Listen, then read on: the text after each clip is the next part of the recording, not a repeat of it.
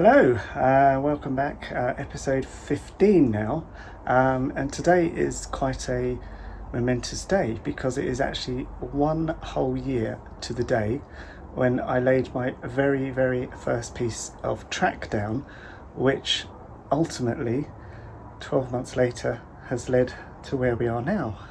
And hopefully you'll agree, in that 12 months I've made some pretty good progress. I made more mistakes than I'd care to mention, and spent much money than I would have ever dreamt that this whole thing would cost, but there we go. And so where do we go from here? Well, I'm thinking now. A year has passed, and when I first put all this together, not a great deal of thought went into it. This space that I'm in, you can see I've done a partial job of cladding it and insulating it, but you know, it's still not ideal. The actual layout, some of it is still quite tight on corners and stuff, and I'm thinking, looking around this garage space that I'm in, I think I'm going to bite the bullet now, and probably it's a bit heartbreaking, but I think I'm going to rip all this out. However, I'm going to try and, you know, preserve as much of it as I can, and almost start again. I'm going to get the garage properly insulated, so I've got a nice, dry, clean space, and probably start down at that end so we've got a nice long run, and pay far more attention to laying the track, getting everything right beforehand, and also paying a lot more attention to my nemesis of wiring, so that we don't end up with a huge jungle of mess. Like, I can't even bear to show it. Yeah, you've seen enough of that. So we don't end up with that, so do it properly. But I'm thinking and hoping, if I'm careful, a lot of this I'll be able to keep. So yeah, that's the plan. Right, the time has come. It's all gonna go. Ooh. But it is for the greater good.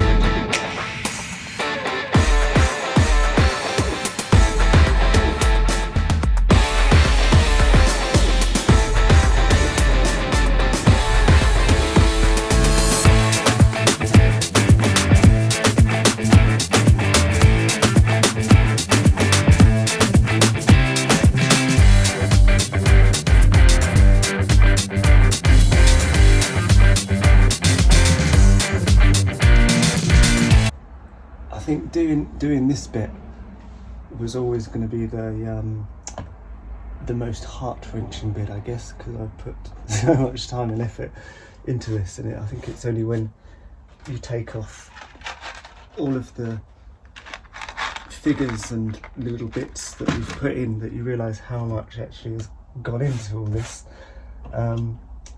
So yes, it's a little bit, but as I say, it's all for the greater good. And now I've got to try and tackle all the nightmare wiring that's underneath here.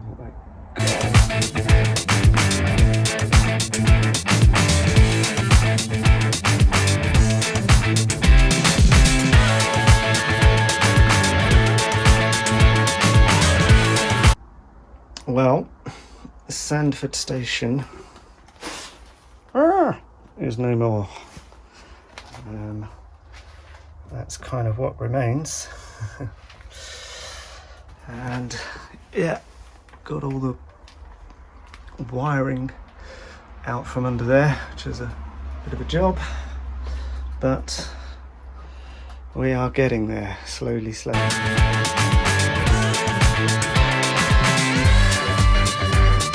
that is everything ripped up and gone, and along here is all of bits I'm keeping, etc. So then on today's Sunday, on Wednesday, I'm getting a delivery of all of the bits that I need, so the insulation and the cladding and stuff to do the flooring, so that should come Wednesday. And then it's just a case, I think we'll start over here, just pull these units out and start cladding away and hopefully turn this whole thing into a much nicer space. Right, onto another day, and as you'll see, got some plasterboard, some OSB board and some insulation, so it is time to start getting all this out and start the cladding.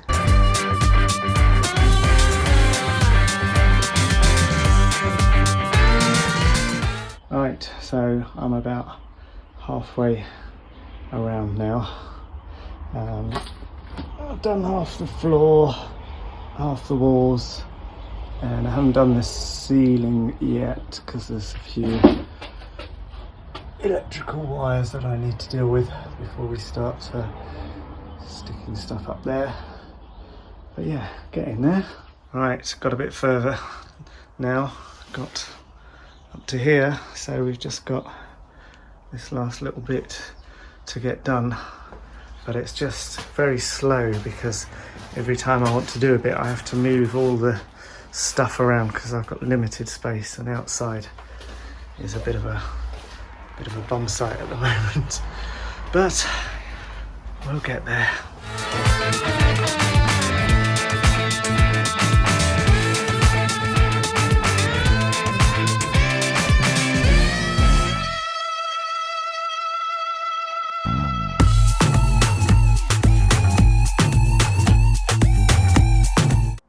Right, so we've now pretty much finished the cladding in here, and it's time to think about getting a railway back into this room, and I'll show you my plan.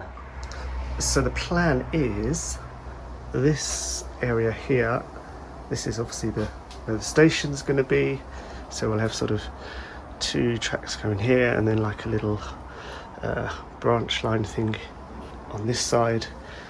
Up here we'll have street level, and this will all be sort of town mostly, I think. And as you see, the track sort of weaves its way around it under there, curves around, comes back here, which will then go across this gap, get rid of that freezer. It will come all the way around to join back up again. Now the other thing that I'm keen to incorporate into all this, so what do we think that might be? That's going to be Sandford Underground Station, so that will shuttle its way along there, out of sight, and then kind of back again. So that's an exciting little thing to do. And then on the bottom level here, on this a board like this, that's going to be where all the electronics and wiring goes in a nice tidy manner. So at the moment it's all just plonked here and none of the supports are properly in, so that's the job now. Mess.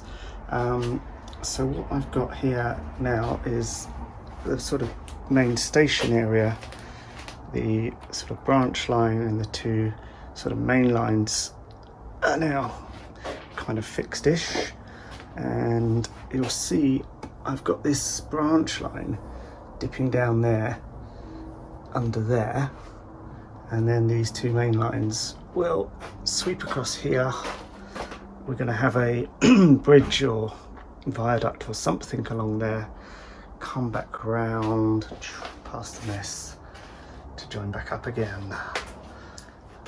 So the idea of this bit here is it just curves around under there and literally goes absolutely nowhere, but there is just enough space down there to hide the train from view. So the idea is thus. So if we send him on his way,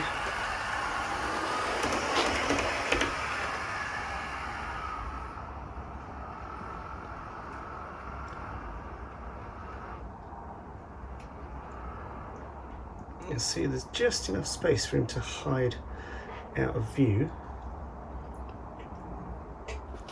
And then if we bring him back out again,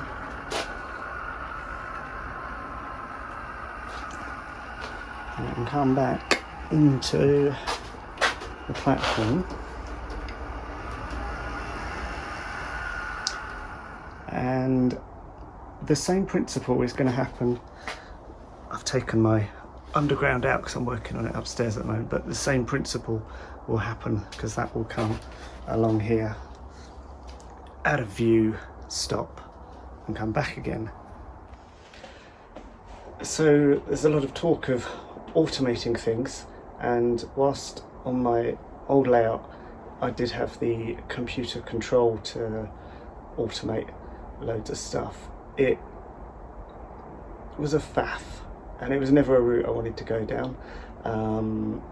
Really, I wanted the automation, but I didn't really want a computer in here, because as with anything involving computers, you spend more time looking at the computer than you actually do enjoying what you're trying to do.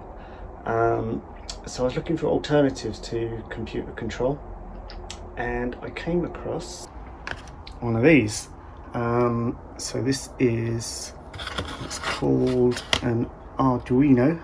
It's basically a tiny little microprocessor, and what you do is you still have to write some code to get this to work with what you want to do, but I've managed to hook it up to my Digitrax system here, and I've written a few bits of code. So using